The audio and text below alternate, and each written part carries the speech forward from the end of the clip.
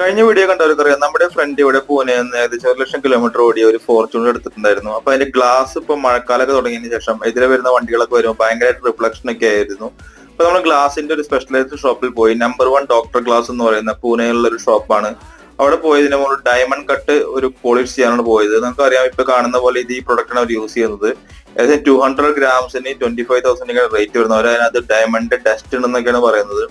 അങ്ങനെ അവരുടെ service technicians അതിന്റെ സർവീസ് തുടങ്ങി. ആദ്യം ഇത് അപ്ലൈ ചെയ്ത് അതിന്റെ സ്പ്രെഡ് ചെയ്യുന്നുള്ള വിയറുകളും അതുപോലെ തന്നെ അതിന്റെ പലതരത്തിലുള്ള വിയറുകൾ ഉപയോഗിച്ച് ഈക്വൽ പ്രഷറിലും കാര്യങ്ങളൊക്കെയാണ് ചെയ്തത്. കാരണം കൂടുതൽ പ്രഷറും കാര്യങ്ങളായി കഴിഞ്ഞാൽ നമ്മുടെ ഗ്ലാസിന്റെ മുകളിൽ പെർമനന്റ് സ്ക്രാച്ചസ് വരാനുള്ള ചാൻസ് ഉണ്ട്.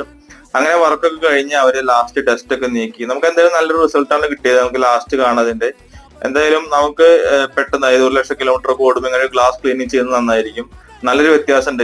രാത്രി ഡ്രൈവിങ്ങിന് മഴക്കാലത്തൊക്കെ ഇത് വളരെ ഉപകാരപ്പെടുന്ന ഒരു കാര്യമാണ്. എല്ലാവരും